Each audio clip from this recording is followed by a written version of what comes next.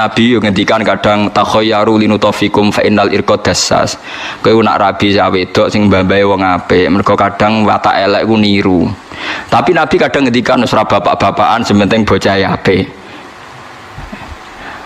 Tapi masalahnya, kalau sering dibantah bet yang ala Gus, angger sing sesuai sifat sini karepno Nabi, bocah ra gelem. Sing gelem sing rasa sesuai di sifatno Nabi. Ya nak teman sing kaya Gus ngoten niku, Gus sugih alim, golek ning sugih bener kan gampang. Lah sing nyakang-nyakang ngriting ndek lho. Angel to. Akhire kriteriane kan sing gelem kan. Lah iya malane wong-wong sing sithik-sithik muni sunah Rasul ku ya repot. Perkarane misale sunah Rasul ning kawin, aku apal hadise tungkahul mar'atu li arba'in. Wong wedok dinikahu pertimbangkan 4 hal. Li jamaliha wa nasabiha ana sing ngendika li diniha wa maliha wa sabiha. Fasfar bi dzatid din. Pokoke wong wedok dinikahu 4 hal pertimbangkan. Agamane baik, raine. Nabi ngendikan wa jamaliha ayu, wa hasabiha nasabnya baik. Coba ayu turunan kiai pinter terus sing lamar kriting elek anake wong biasa ndekne percaya sunah Rasul apa ngenteni sing sesuai 4 kriteria iki yo nganti mate jare sapa akhirnya kan golek sing sederajat kan agar celek ya bisa ngamar wong elek kan misalnya sing ora pati nasab yang ngelamar sing ora nasab. Lah itu sudah gitu. Ketika punya anak ya rasa narjetno nemen-nemen. Anakku sampean dadi iki gede. Ya nanti kan terus goblok-goblok berikutnya kan nemplek kan. Oh, lah iku ilmu. Orang enggak bisa mungkiri gen. Mungkiri apa? Gen. Bahwa gen itu ada pengaruhnya, itu ilmu. Tapi secara hukum wong kudu didik anak. Ya sampean tak kelar terus urip seputi Gus ya piye biasa pancen kawula sing ngene biasa. Paham lha iku eling-eling ya. Iku seperti Rasulullah sallallahu alaihi wasallam. Secara ilmu wong iku ya mungkin jujur mungkin ora. Tapi ketika wong lanang mau jujur lah kok dipercaya itu bahaya bagi kelangsungan Islam. Mergo tiap wong gak seneng sing wedok terus nglaporno sing wedok selingkuh. Itu ajur-ajuran. Paham ya, itu disebut kul falillahil hujjatul baligha. Jadi sampean mikir pokoknya anggere wonten riwayate kudu jenengan iman. Contoh ketiga niki rungokno tenan nggih. Kula niate taqarrub ila Allah, kula mboten gadah kepentingan napa-napa. Dan ini menghibur. Yang ketiga ini baik bagi Anda. Dan ini hadis sahih. Saya ulang-ulang ini hadis sahih. Kullu ummati mu'afan illal mujahirin. Kabeh umatku iku disepuro pangeran, kecuali wong sing ngetokno maksiate. Misale wong zina kok ning dalan. Maling kok terang-terangan, itu kan gak maling jenenge. Garong jenenge. Ana wong zina kok ning dalan, utawa bar zina cerita wong, utawa bar maling cerita wong. Kabeh umatku iso disepuro kecuali sing ngetokno maksiate. Misale bengine maksiat ditutupi pangeran terus rino kondo. Iku malah sing ra disepuro. Orang-orang ada yang tanya, Gus ini hadis apa? Kan aneh. Orang berdosa cerita dosa itu kan jujur. Dalam satu sisi statusnya kan jujur. Tapi kok malah radi sepuro. Sing bodoni ora jujur, sok suci di sepuro. Karena ini ada riwayat kita harus membela Rasulullah sallallahu alaihi wasallam. Cara bela begini. Rasa tersinggung kan misalnya, Ruhin itu misalnya tahu ngambung wong misalnya. Mustafa wis tahu pacaran sana jantung aku ora tau bayangno Mustafa ke pacaran sing gelem sapa misalnya. Tapi bayangno nek Mustafa tahu pacaran gonjano cah wedok misalnya. Ya coba bayangno zina keseremen masalah. Ruhen misalnya tahu, nak Ruhen tahu pacaran wajar gitu, tahu gitu. Terus saiki Mustafa wis kiai, Ruhen wis kiai. Saiki bayangno, engko terus ketok bener Rasulullah. Ruhen cerita tahu maksiat, tahu pacaran, tahu gonjano wong. Mustafa cerita kalau setiap kiai cerita duwe masa lalu maksiat, pasti pikiran orang banyak ternyata maksiat itu biasa. Wong kiai wae tahu. Jangan-jangan nanti jadi gerakan maksiat yang masif. Lho ndak jujur. Ini ketok benere sedekah Rasulullah kan. Anda cerita tahu maksiat itu jujur. Tapi Anda akan bikin gerakan maksiat menjadi hal yang biasa. Karena setiap orang kan maksiat biasa, wong Pak Kiainya saja pernah maksiat. Akhirnya apa dijujur mek ra kondo. Tapi ra kondo. Mulane nek maksiat langsung istighfar ya mbek pangeran karena nak jujur malah repot. Mulane lucu ning hadis ana riwayat man satara musliman satarahu. Jadi misalnya aku roh ruhin ngambung wong wedok sing gak bojone. Aku kudu mbok roh. Mergo sekali aku roh cerita wong, pikirane wong wah saruhin wae. Wis kiai gedhe sineng pidato wae ngambung wong opone aku. Wah enak ngono wae repot. Terus gerakan peniru Ki Ruhin wah repot tuh. Mulane saya ulang-ulangi. Kamu harus percaya orang alim karena orang alim ini yang apal riwayat dari Rasulullah. Kalau ada riwayat sahihah harus kita bela. Meskipun pertama kita janggal. Ya pertama janggal lho mosok wong ra jujur dibela. Tapi piye wae Rasulullah a'lamu minna. Rasulullah lebih tahu ketimbang kita. Paham ya, Rasulullah lebih tahu ketimbang napa? Alhamdulillah dalam hadis ketiga tak pikir seneng kabeh ora kodo-kodo paham gitu. Dadi niku cocok ngono ae wis. Wah niku cocok ngono ora usah dipikir ngono apa? Cocok. Tapi memang ya kadang syariat itu ada. Jadi Nabi dibantah wong ya bolak-balik. Ya Rasulullah kok kon golek seksi papat tak sedeng bar. Paham geleng-geleng. Dados awake ditenani setunggal ya. Pokoknya sarannya hadis itu sahih. Itu harus kita terima senajan to wa fil qalbi min husaun. Meskipun kita agak gimana itu harus dilawan oleh hujjah. Paham oleh napa? Hujjah. Mergo Nabi wong pinter tenan, selain Nabi ya jeneng wong pinter tenan. Kula mboten nate ngerti Nabi dibantah sahabat kalah. Senajan to bantai sahabat nganggo akal. Nggih, ini kan kualitas akal sama wahyu itu beda. Kalau akal itu kualitasnya itu kadang tidak jangka panjang ya kayak tadi. Misalnya lelaki tadi benar cerita bojone selingkuh. Lelaki ini benar. Saya ulang lagi, lelaki ini benar cerita bojone selingkuh. Andai kan Anda terus bilang harus diterima, dia akan benar. Paling akal hanya secerdas ini, dia benar, ini benar. Tapi akal tidak bisa membayangkan bagaimana berjuta-juta lelaki yang memanfaatkan hukum ini kemudian tiap benci istrinya menuduh zina. Paham ya? Paham ya maksudnya? Itu bedanya wahyu. Wahyu punya kualitas yang lebih panjang. Makanya ditolak saja, paham ya, kesaksian satu orang ini? Karena kalau diterima, mungkin untuk orang ini benar dalam, tapi orang ini saja kan? Bagaimana berjuta-juta orang yang berpotensi memanfaatkan hukum ini ketika benci istrinya. Paham sih kalau maksudnya? Lah yang pentingnya ngaji. Mulane bener Mu'adz bin Jabal ta'alu nu'min bina saatan. Kita kepengin iman bener iku anut ulama. Ulama macane sing akeh. Sampeyan gak kudu anut kula. Kula anut Gus Bak kowe oleh gedeng aku, tapi ilmune ora oleh mbok gedhi wong alim kula. Lha kok kecuali sampeyan sakniki alim kula Gus monggo. Tapi selagi ini macam tesih kata kula, maksudnya apalagi hadis sahih aja. Ya kudu anut ilmu kula wong. Ya kok kula jek sugih, lho kan kudu buruh kula. Awal-awal zaman dekne sing sugih ya kula buruh ya, tapi kan kemungkinan itu ya kecil gitu. Kecil sekali gitu. Mola male ganti ngono kan. Mulane jare kanca kula nak kurang ajar jare. Kowe roh sebabe nabi kok do ganteng ya. Kenapa wali-wali rata-rata ganteng jare alasan jare. Mergo malaikat tuh males Gus. Lha piye? Wong swarga kan ganteng-ganteng. Dadi nek nabi ganteng kan ngrubahe sithik. Tapi nak cowok elek dadi nabi kan mesti mlebu swarga, ngrubahe kakean. Cangkemmu berarti kowe elek mlebu swarga ora angel. Ya ora gampang. Artinya nabi kan ahli swarga. Mulane ambek Allah dipersiapno ganteng. Dadi ngrubahe gak pati apa? Akeh jare. Tapi nak kowe elek kan ngrubahe oh aku mau dipikir dhewe jare alasan. Paham ya, terus kula suwun kula buktikan berkali-kali, saya kan sering baca hadis tak ulang-ulang. Jadi Nabi itu selain wahyu ya cerdas. Dan kecerdasan Nabi itu abadi ila yaumil kiamah. Ngene kula ora iso bayangno. Kalau setiap orang yang maksiat ku jujur dengan dalih jujur. Selama ini orang-orang abid ahli ibadah itu kejujuran. Mergo ora ana ilmune kadang-kadang. Kula nuriyen nate napa mawon molimo nate ngene-ngene kadang keliru. Itu bahaya sekali karena kalau itu nanti dengar anaknya cucunya, setiap kali anaknya cucunya nyuwun sewu mau zina atau alah dhisik mbah yo ngene, aku diceritani dhewe kok.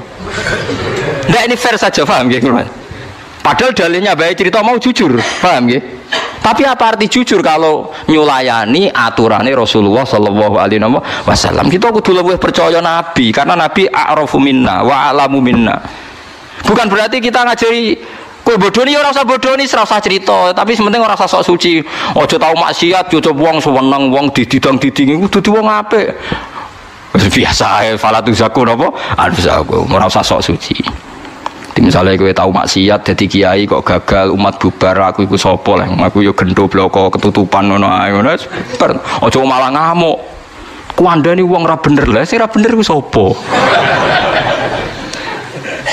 utawa malah nak pas umat bubar alhamdulillah aja saiki wong elek wis ra dadi kiai pas iki menika kan ape to paham ya jadi kita kudu percaya riwayat kullu ummati mu'afan illal mujahirin artinya hadis ini jangan benturkan mosok ngaku zina, ngaku molimo kok malah elek. Ya itu ke depan ndak baik kan. Misalnya anak am soben ya duwe puber, putum ya duwe puber. Gara-gara baik jujur cerita misalnya, aku ya tahu zina, cong ya tahu nyolong. Suatu saat gejolak ini hidup, dalih apa coba? Kira-kira dalih anak am putum, mbahku yo tahu. Awas nak nyalahno aku, dene yo tahu wae lah yo repot. Dadi lho nggih kan? Bahaya sekali. Nah, mulane inna nabi tiap pidato sahabat tiap pidato fa inna astaqal hadis kita wa khairul hadi hadi Muhammad atau wa khairul huda huda Muhammad sebaik-baiknya petunjuk adalah petunjuknya Rasulullah sallallahu alaihi wasallam. Meskipun kadang kita menggugat itu tadi kok ndak jujur. Ya yo jujur aja jujur pokoke aturan nabi nak dosa ora usah dikandak-kandak nomor kok dadi syariat. Dadi syariat. Wong kula lak kiai, sering tok laporan ngoten nggih sering. Kowe kula kandhani. Anggem mawon jenengan wau dereng crita kula nggih, kula ya rapati krungu ae menika. Kula niki nate diceritani tiyang niku nggih mantan supir. Niku cerita Gus kula maksiat napa pun nate Gus. Malah ora sekedar maksiat, Gus tekan sing tak nggo biayai maksiat iki ya wis maksiat. Lah piye? Di kula niku supir Gus. Biasane untuk anggaran bensin 200 tak tukono 150. Sing 50 ya ora liyane lah Gus nggo maksiat. Dadi yo maksiat ya dibiayai mbek dhuwit apa? Maksiat. Tapi kula saniki pengen tobat. Tuwanan pengen tobat tenanan. Lah ya tobatan pertama siji aja crita iku meneh. Tobatan siji aja crita iku meneh terutama ning anak putum. Lho kula crita ben ora kaya aku. Ya nek tau crita malah sampeyan ditroblok goblok dikandani kiai ora ngandel nggih Gus. Kandani kiai ora ngandel. Goblok ora barbar. Ya Gus kula ora bakal crita. Lah tapi ora usah sok suci. Dadi nek anak ra nyucuk kowe utawa wong miso kowe biasa iki. Saiki alhamdulillah melawarat terus wis ra iso apa-apa. Napa niki Gus hukumane kula mlaku? Oh jek ana meneh. Tenang ae ya Mas. Saiki ora ana raja, manane ya ngene iki babak belur melarat. Kadang-kadang nggih kula tilik nggih Gus, muga-muga sampeyan langsung swarga ora tetep ra iso.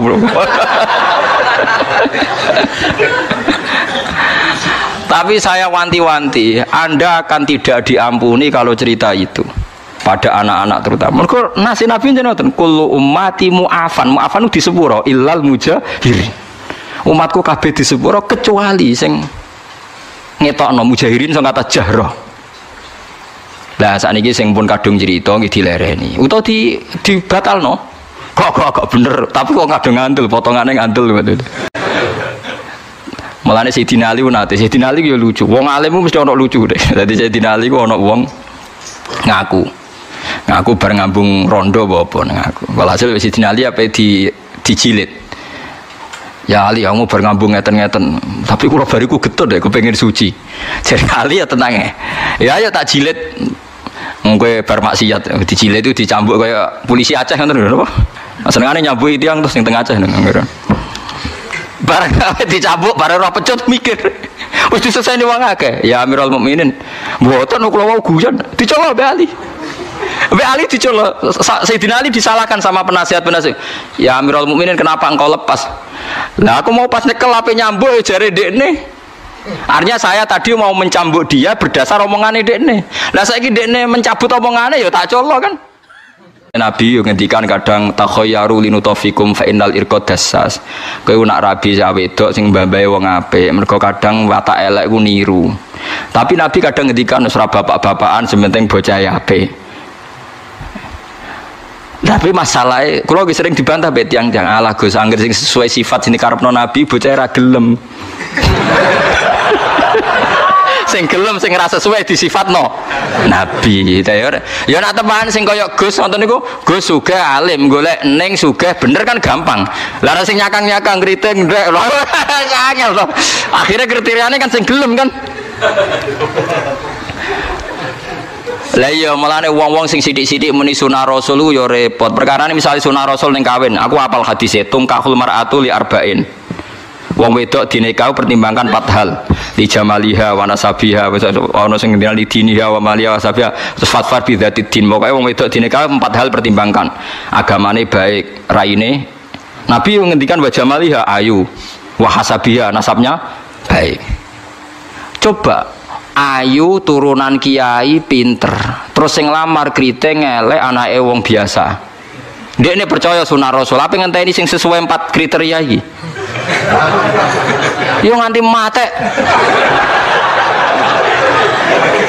Jare sapa? Akhirnya kan golek sing sederajat kan? Agar cah elek ya bisa ngamar wong elek kan misalnya. Sing ora pati nasab yang ngelamar sing ora nasab. Lah itu sudah gitu. Ketika punya anak ya ora usah narjetno nemen-nemen. Anakku sampean dadi iki gede. Ya nanti kan terus goblok-goblok berikutnya kan nemplek kan. Lah iku ilmu. Orang nggak bisa mungkiri gen. Mungkiri apa? Gen. Bahwa gen itu ada pengaruhnya, itu ilmu. Tapi secara hukum wong kudu didik anak. Ya sampean tak terus urip seputi Gus ya piye biasa, pancen kawula wis ngene biasa. Paham lha iku eling-eling. Lah iku seperti Rasulullah sallallahu alaihi wasallam. Secara ilmu wong iku ya mungkin jujur, mungkin ora. Tapi ketika wong lanang mau jujurlah kok dipercaya itu bahaya bagi kelangsungan Islam. Mergo tiap wong gak seneng sing wedok terus nglaporno sing wedok selingkuh. Itu ajur-ajuran. Paham ya? Itu disebut kul falillahil hujjatul baligha. Jadi sampean mikir pokoknya anggere wonten riwayate kudu jenengan iman. Contoh ketiga niki rungokno tenan nggih. Kula niate taqarrub ila Allah. Kula mboten gadah kepentingan napa-napa. Dan ini menghibur. Yang ketiga ini baik bagi Anda. Dan ini hadis sahih. Saya ulang-ulang ini hadis sahih. Kullu ummati mu'afan illal mujahirin. Kabeh umatku itu disepuro pangeran, kecuali wong sing ngetokno maksiate. Misale wong zina kok ning dalan. Maling kok terang-terangan, itu kan gak maling jenenge. Garong jenenge. Ana wong zina kok ning dalan, utawa bar zina cerita wong, utawa bar maling cerita wong. Kabeh umatku iso disepuro kecuali sing ngetokno maksiate. Misale bengine maksiat ditutupi pangeran terus rino kondo. Iku malah sing ra disepuro. Orang-orang ada yang tanya, Gus ini hadis apa? Kan aneh. Orang berdosa cerita dosa itu kan jujur. Dalam satu sisi statusnya kan jujur. Tapi kok malah ra disepuro? Sing bodoni ora jujur, sok suci disepuro. Karena ini ada riwayat, kita harus membela Rasulullah sallallahu alaihi wasallam. Cara bela begini. Ora usah tersinggung kan misalnya ya. Ruhin niku misalnya tahu ngambung wong misalnya. Mustafa wis tahu pacaran sana jantung aku ora tau bayangno Mustafa kok pacaran sing gelem sapa misalnya. Tapi bayangno nek Mustafa tahu pacaran gonjano cah wedok misalnya. Ya coba bayangno zina keseremen masalah. Ruhen misalnya tahu, nak Ruhen tahu pacaran wajar gitu, tahu gitu. Terus saiki Mustafa wis kiai, Ruhen wis kiai. Saiki bayangno, engko terus ketok beneri Rasulullah. Ruhen cerita tahu maksiat, tahu pacaran, tahu gonjano wong. Mustafa cerita. Kalau setiap kiai cerita duwe masa lalu maksiat, pasti pikiran orang banyak ternyata maksiat itu biasa. Wong kiai wae tahu.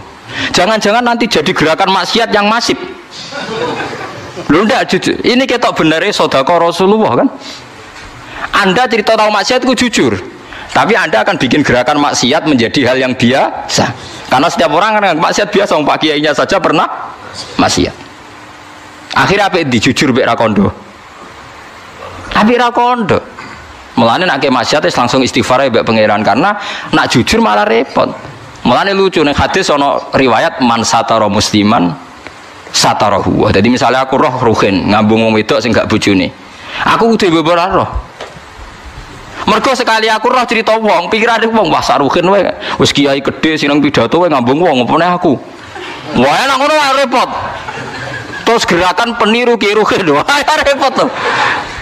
Mulane saya ulang-ulangi, kamu harus percaya orang alim karena orang alim ini yang apal riwayat dari Rasulullah. Kalau ada riwayat sahihah harus kita bela. Meskipun pertama kita janggal. Ya pertama janggal tuh, mosok wong ra jujur dibela. Tapi piye wae Rasulullah lamu minna. Rasulullah lebih tahu ketimbang kita. Paham ya, Rasulullah lebih tahu ketimbang nopo. Alhamdulillah dalam hadis ketiga tak pikir seneng kabeh ora kodo-kodo, paham gitu. Jadi niku cocok.